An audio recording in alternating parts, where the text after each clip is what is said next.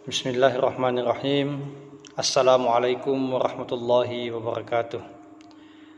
Alhamdulillah wassalatu wassalamu ala sayyidina Rasulillah wa ala alihi wa sahbihi wa mawalah.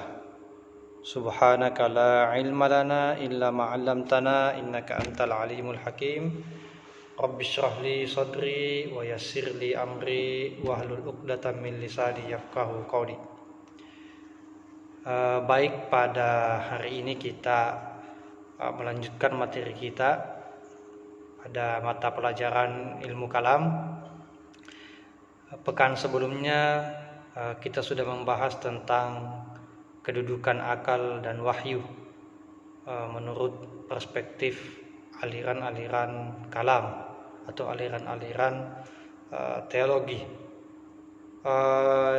Di pembahasan hari ini kita masuk pada masalah al-imanu wal kufru, tentang pembahasan iman dan kufur. Nah, ini juga merupakan salah satu problematika teologis yang sangat besar diperbincangkan di kalangan ulama kalam. Bahkan hampir sebagian besar aliran-aliran teologis itu mempermasalahkan tentang hakikat iman dan kufur ini. Hal ini juga berkaitan dengan munculnya masalah teologis di kalangan umat Islam, yaitu pada masa Khalifah Ali bin Abi Thalib pada tahun 656 sampai 661 Masehi. Ya, hal ini ditandai dengan munculnya perbedaan pendapat dan mengakibatkan beberapa aliran dalam Islam itu muncul, ya, seperti Khawarij, kemudian Syiah, dalam hal ini Rawafidah, Murji'ah, Jabariyah, Qadariyah, Mu'tazilah, Asy'ariyah dan Maturidiyah. Aliran-aliran ini muncul dalam sejarah. Salah satu hal yang menyebabkannya adalah karena permasalahan tentang iman dan kufur ini. Mereka dalam sejarah ketika terjadi fitnatul kubra, ya, apalagi setelah peristiwa tahkim, arbitrase yang terjadi dalam sejarah itu, banyak yang mempersoalkan masalah keimanan dan kekufuran. Di kelas 2 sudah kita bahas bagaimana sejarah munculnya aliran kalam ini. Oke, dalam bab ini kita akan membahas mengenai perbedaan pendapat yang terkait tentang iman dan kufur. Aliran yang membahas tentang permasalahan ini adalah diantaranya Khawarij, Murji'ah, Mu'tazilah, Asy'ariyah dan Maturidiyah. Aliran-aliran ini tentunya menggunakan alasan-alasan atau argumentasi-argumentasi yang kuat yang digunakan oleh tokoh aliran masing-masing ini. Dalam pembahasan ini, ya, yang ingin kita capai atau kompetensi inti kita dalam materi ini adalah bagaimana kita bisa menguasai tentang pengertian iman dan kufur, serta bagaimana kita bisa mengetahui pendapat-pendapat aliran kalam secara spesifik, secara rinci.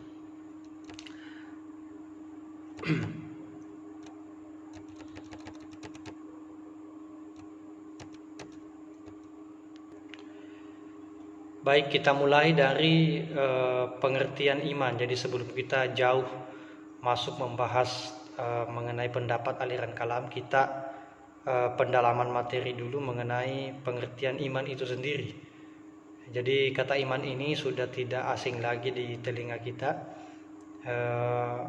Sudah biasa kita dengar Ya, kata iman ini secara bahasa itu berasal dari bahasa Arab. Ya, amana yu'minu imanan. Artinya percaya. Nah, dalam Al-Quran pun banyak sekali kata iman disebutkan. Kata iman selalu dikaitkan dengan perbuatan baik dan melaksanakan hukum Islam. Ya, ada dalam Al-Quran man amana billahi, man yu'min billah, dan sebagainya dan sebagainya. Semua kosakata mengenai keimanan di dalam Al-Quran itu konotasinya atau selalu terkait dengan perbuatan yang baik. Ini sama dengan kosakata amila ya dengan fa'ala. Kalau kata amila dalam Al-Quran itu selalu berkonotasi positif, amalan soleh. Wa may ya'mal minas solihati, pasti selalu mengarah kepada perbuatan yang baik. Kalau fa'ala itu konotasinya negatif. Wa may yaf'al dzalika ya faulaika humuz zalimun, faulaika humul kafirun, dan sebagainya. Nah, kata iman sendiri itu selalu mengarah kepada perbuatan baik dan terkait dengan melaksanakan hukum Islam. Kemudian secara bahasa kata iman ini adalah imanan ya, adalah bentuk kata masdar dari kata amana yu'minu ya, yang artinya percaya, setia, aman, pembenaran, melindungi. Jadi iman itu melahirkan kepercayaan melahirkan sifat setia, kesetiaan melahirkan keamanan melahirkan kebenaran, dan kebenaran akan melahirkan perlindungan atau senantiasa kita itu dilindungi ya. Jadi orang beriman itu selalu berada dalam rasa aman dan selalu merasa terlindungi. Itu secara bahasa. Secara istilah adalah at-tasdiqu bil qalbi. Ya, ini secara umum pengertian iman adalah pembenaran hati ya, atau membenarkan dengan hati. Wa iqraru bil lisan, dan mengikrarkan ya, menetapkan, diucapkan dengan lisan. Wal amalu bil arkan ya, dan pengamalannya, aktualisasinya dengan tindakan atau perbuatan. Maka dari sini kita bisa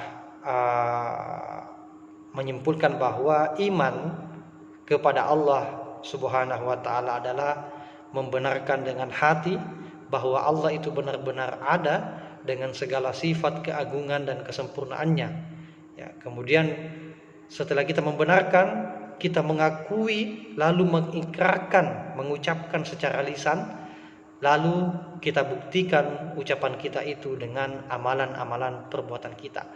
Orang yang beriman adalah orang yang mengakui keberadaan Allah Subhanahu wa taala, mengimani Allah, dan orang yang beriman kepada Allah Subhanahu wa taala tentunya selalu menjaga lisannya. Ya, apa yang dia ucapkan itu selalu mengarah kepada kebenaran. Apa yang dia ucapkan itu selalu sesuai dengan apa yang dia laksanakan. Wal amalu bil arkan, dia mengamalkan secara nyata. Kemudian dari kata iman ini, orang yang beriman dalam Islam itu disebut dengan orang mukmin ya, isim fa'ilnya ya, mukminun, orang yang beriman.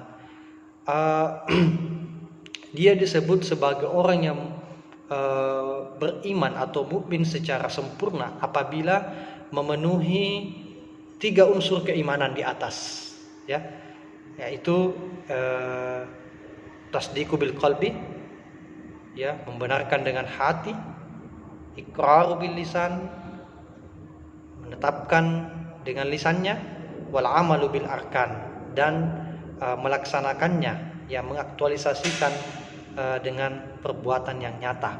Maka ketika kita bisa melaksanakan 3 hal ini, barulah kita disebut sebagai orang mukmin.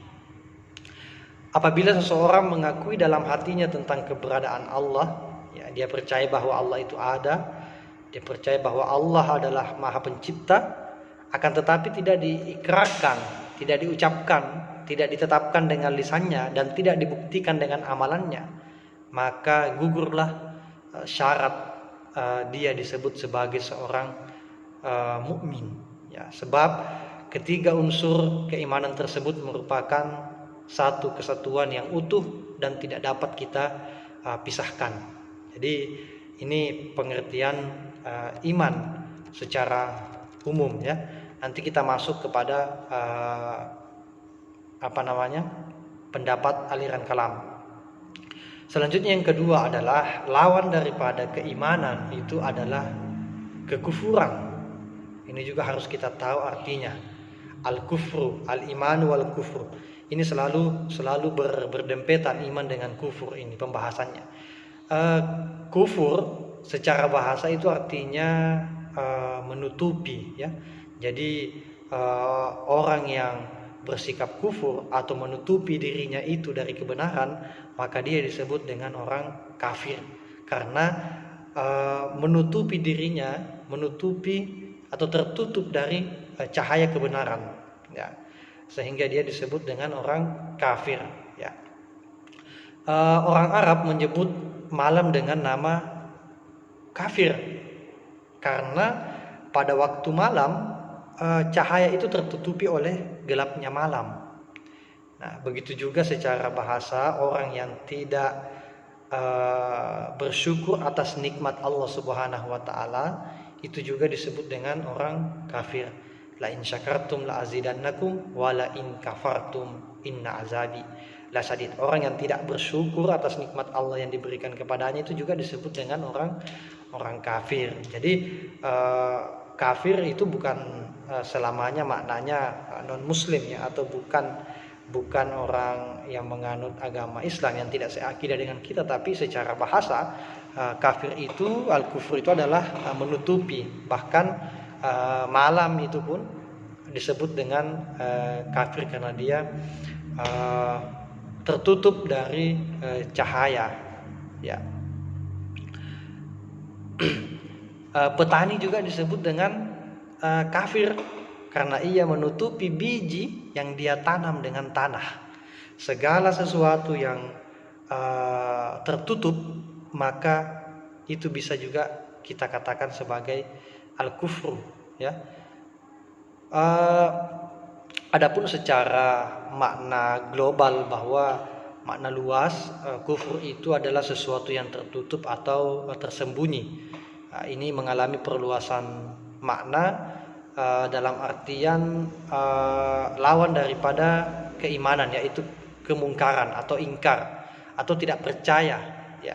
Seseorang yang tidak percaya kepada Allah, tidak percaya kepada Rasulnya dan segala rukun iman, atau tidak percaya kepada kehendak Allah dan sengaja tidak mensyukur kehidupan yang Allah berikan kepadanya, mengingkari wahyu yang datang dari Allah Subhanahu wa taala, maka semuanya ini disebut dengan al-kufru, yaitu lawan dari al-imanu.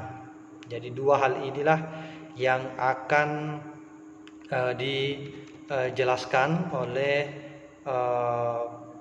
para ulama kalam dengan berbagai argumentasi yang mereka miliki, baik secara akliyah ataupun secara nakliyah, dan masing-masing berbeda tentang perspektif mereka mengenai keimanan dan kekufuran, karena ini berkaitan dengan pribadi kita, ya. Siapa sebenarnya hakikat seseorang yang disebut dengan iman atau kufur? Apakah ketika dia tidak melaksanakan perintah Allah Subhanahu wa taala atau melakukan dosa besar dia sudah dikatakan kufur, ya, ataukah masih tetap dalam status keimanan, ya.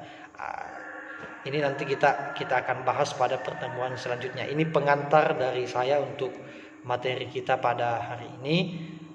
kita lanjutkan di pertemuan berikutnya. Kalau ada yang ingin bertanya, silahkan tinggalkan komentar silahkan tulis di kolom komentar ya.